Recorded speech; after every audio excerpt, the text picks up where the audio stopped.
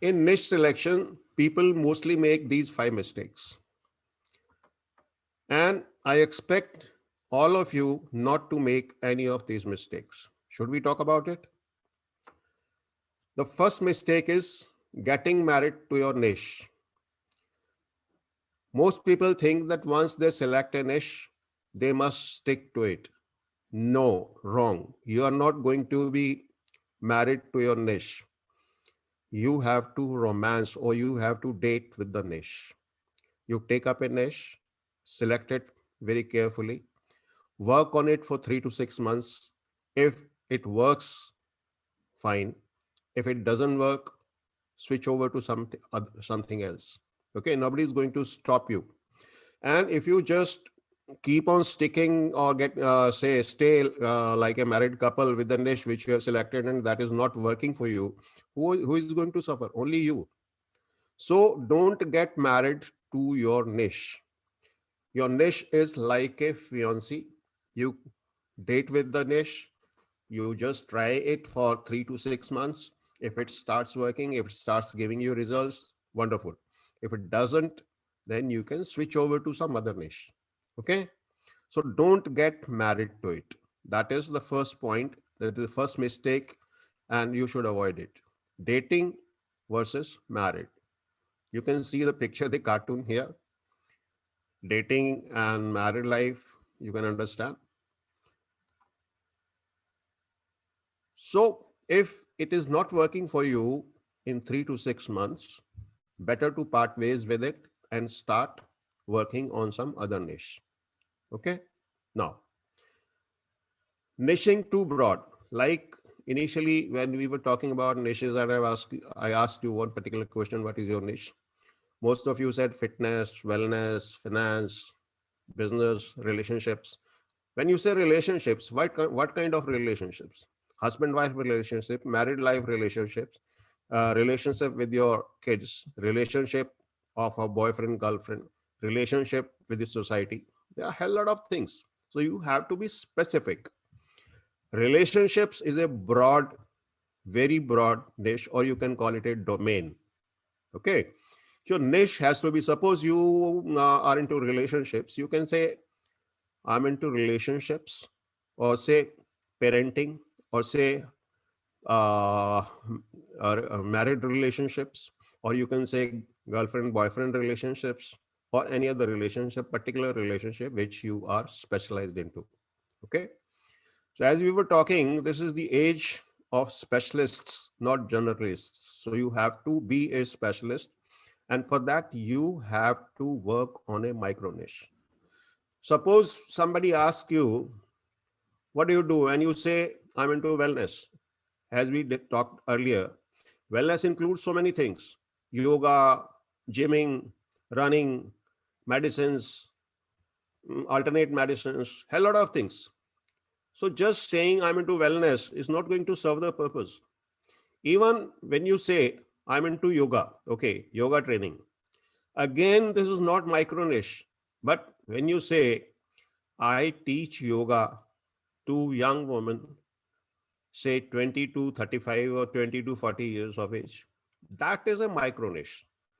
And if you want to make it more micro, you can say I teach yoga to women in the age group of 20 to 40 in Delhi or in northern India or in Calcutta region or in Mumbai region.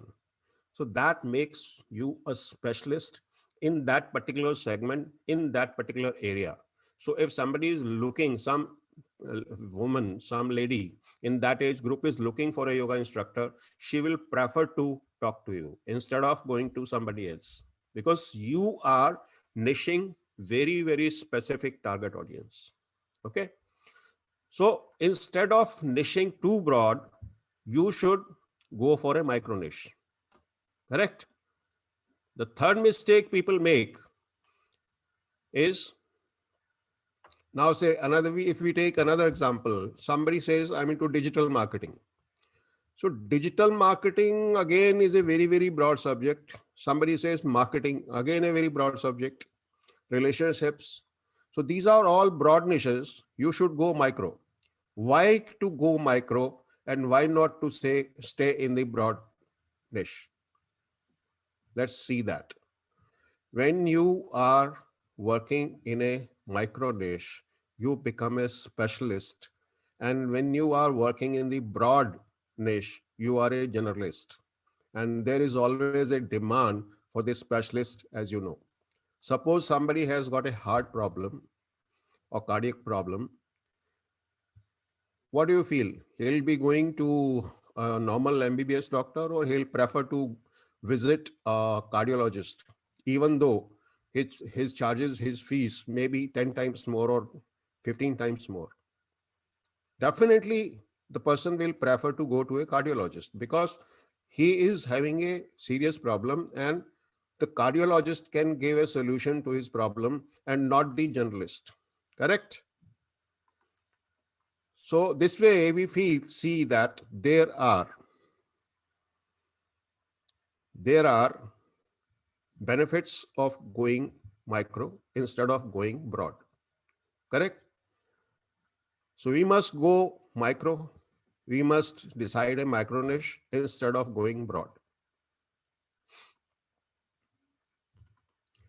Now,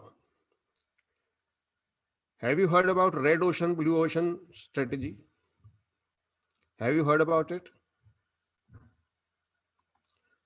How many of you know the difference in red ocean and blue ocean strategy? Okay, most of you know. That's good. Wonderful. Wonderful. Wonderful. So in the blue ocean, you are able to get more. Suppose you want to dive into a sea, into an ocean and swim over there. So instead of going into a red ocean where lots of sharks are there, your life is always in danger. Instead of that if you go into a blue ocean where there is no shark, you feel comfortable, you are not afraid of any attack, and you swim easily.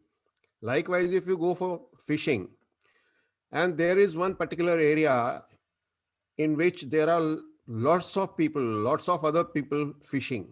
So what you will get? Because that is already saturated. So you will not be able to get more fishes. Your fishing results are going to be very, very low. But instead of that, if you go into an area where there is no competition, where there is no competition or nominal competition, definitely your results are going to be phenomenal, and you can charge a premium fees. Okay. So these are some benefits and benefits of blue ocean and some problems with the red ocean. If you are into the red ocean, that is a competitive market, then you have to compete in the existing market space where lots of other people are there.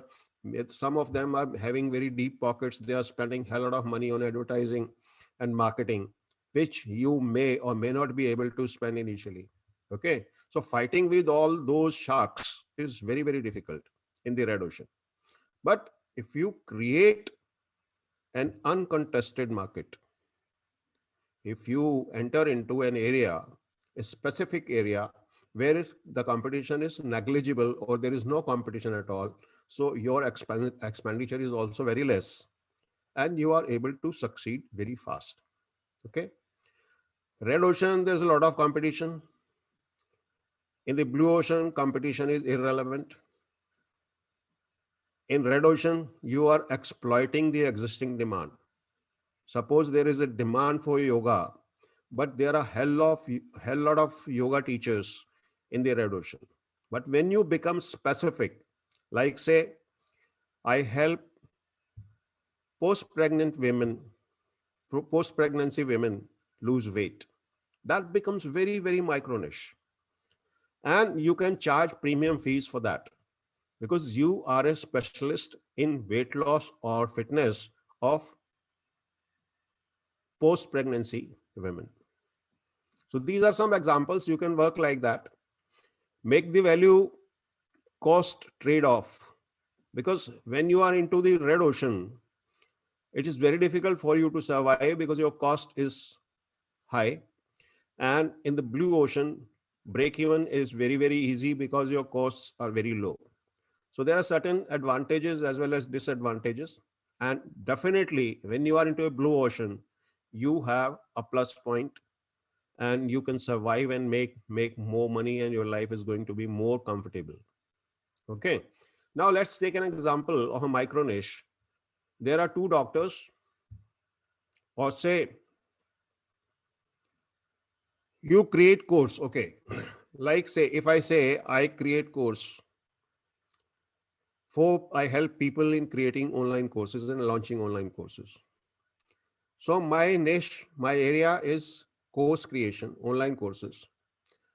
And my target audience is people, because all the coaches, all the doctors, all the healers, all the authors, they need to create courses if they want passive income. Okay. So I say online courses, 60 days, you launch your course within 60 days. I got 10 testimonials. I charge 5,000 rupees. Okay. And suppose if I say I help doctors to create online courses within 60 days, I got the same testimonials and I ask for a fees of 10,000 rupees. More and more doctors will be willing to come to me, isn't it? So that way, this becomes more attractive when your audience is also targeted. So always look for a target audience which is the best suited for you, because some people are there who feel comfortable working with corporates or corporate people. There are some people who feel comfortable working with females. There are some people who feel comfortable working with the elderly. So according to your niche and according to your taste and your comfort level, you can choose the audience. Okay. And you can find out who is the best taker for your course or for your coaching. Okay. The third mistake is people focus on themselves, whereas you should focus on your students or on your clients. Don't focus on yourself. Don't be sticky with a niche which you like.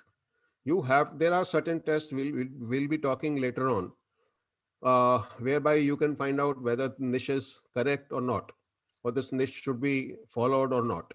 Okay, we'll be talking about that. But instead of focusing on yourself, you must always focus on the results for your audience. Okay. Some people want to take up a niche because they feel that in this particular niche there's a lot of money. That again is a wrong idea. Don't go after money. Money is a byproduct. If you are able to give results, money will come. Money will come on its own. You don't have to work for money. You have to work for the results which you can give to your audience. Money will flow. Okay. So this is Ikigai, a Japanese system, right? So how to find your niche? When we talk about niche, there you have to be passionate about that particular topic, or you have to have a lot of interest in that particular topic. Only then you can do justice to it. If you are working in a niche which is not your favorite point or your favorite topic, and you don't have any passion for that, very soon you are going to be bored and you may quit it. So it's always better to follow your passion, to select a niche for which you feel that you can stand for this particular reason, for this particular cause. So you have to be passionate about it. The second thing, the second principle is that your niche should be able to provide some benefit in the form of a problem solution or giving some visible benefits to your audience. If your niche is not able to solve a problem, there is not going to be a demand for that. Demand is only created when there is a necessity, when there is a need for that particular problem. Suppose you are helping people get results, may not be solving a problem, but helping people move ahead in their life, helping people achieve their dreams. That again is a problem solution, because your audience have a problem of achieving their dreams or their desires. So if you can help them in achieving their goals or achieving their desires, definitely you are going to get results. The third thing is that you should be able to get money, or you should be able to get paid for your niche. Okay. Because there are so many things. Suppose you are into translation or say some other niche for which there may be some demand, but people are not willing to pay for that particular niche. So in that case, what benefit you are going to get out of it? So it has to be a combination of all these three things. You should be passionate about the topic or the niche. There should be a demand for that particular niche, and people must be willing to pay for that particular niche. Only then the niche is valid. Otherwise, you have to find something else to work on. Okay.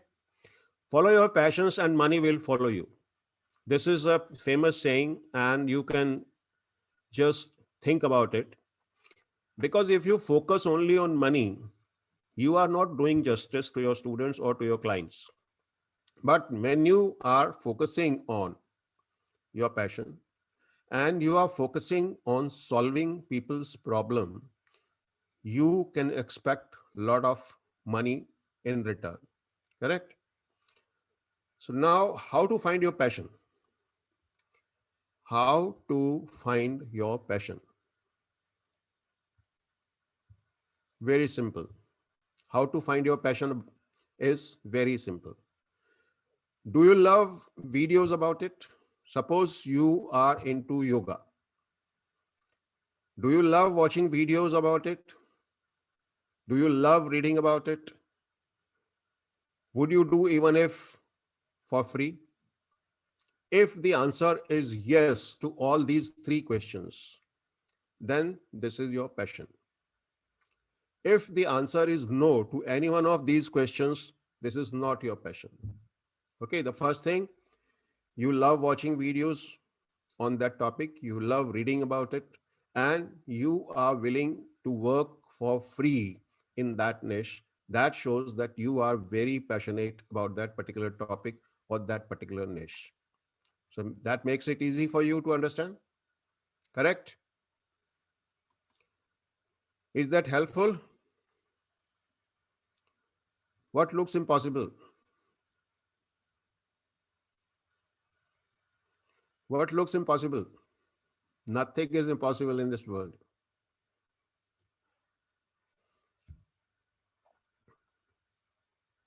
Okay, let's move forward. You like what you see? If you are not passionate, then you are wasting your time. Because if you are not passionate, very soon you will be bored and you will quit it. And you will not be able to do justice to it. If you are not passionate about it, you will quit it very soon.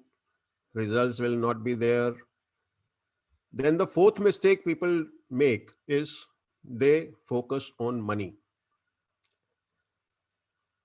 Focusing on money alone is very wrong.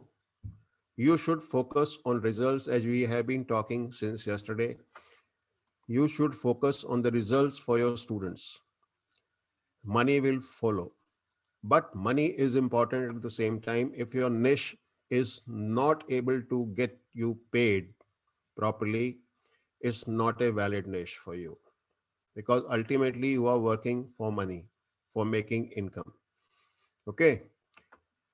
If it can give you income, only then it's a work. Can you work free of cost? Nobody can.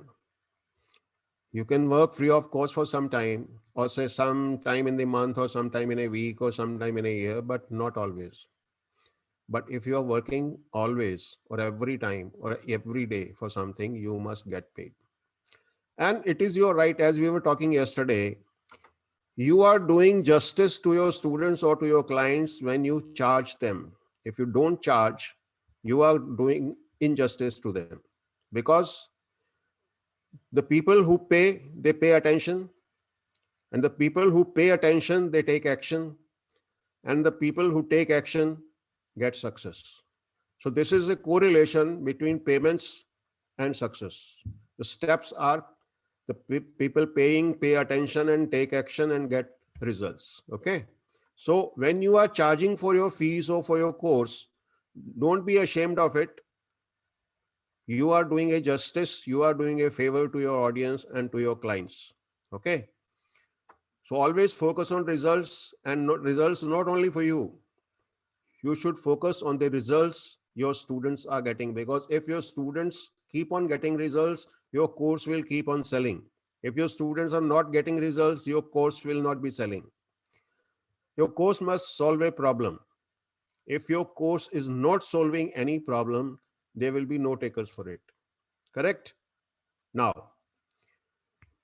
problems can be of two types.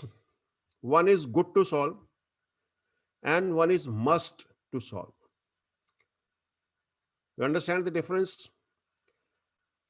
Suppose somebody say, I teach flying kites.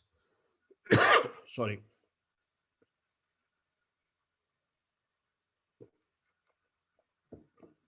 Is that a problem which is a must solve or which is good to solve? If somebody is interested in kite flying, it's good for him, but it's not must for him. Okay. Suppose, and if you say, I help people lose weight, it's a must or a good to solve? It's a must solve. So likewise, you have to see whether the problem which you are working on or your course is going to address to that particular problem is a good to solve problem or a must solve problem.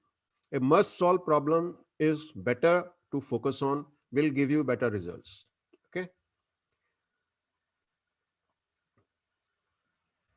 People want transformation. People want results. They don't want your coaching. They don't want your courses. I've been telling you repeatedly, because if you focus on the process and everything, it's not going to work.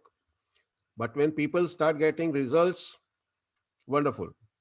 You get results, students get results, you get results. Okay.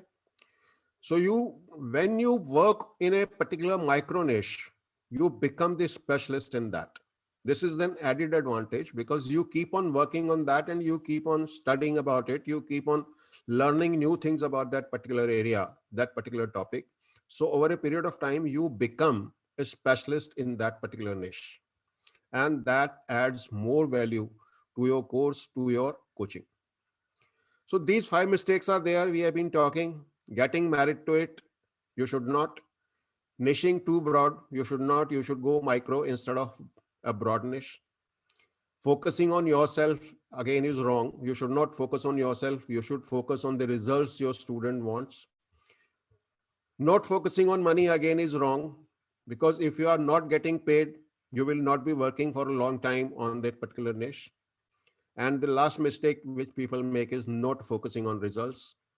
As we were talking, results for yourself and result for your students. Okay. So which common mistakes should we avoid?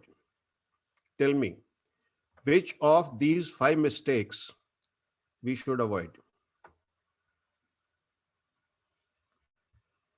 Which mistakes should we avoid? Number 1, number 2, number 3, number 4, number 5. All. Good. Good. All 5. All 5. Not focusing on results. You should focus, Mr. Gaurav. You should focus on the results. When your student get results, you get results.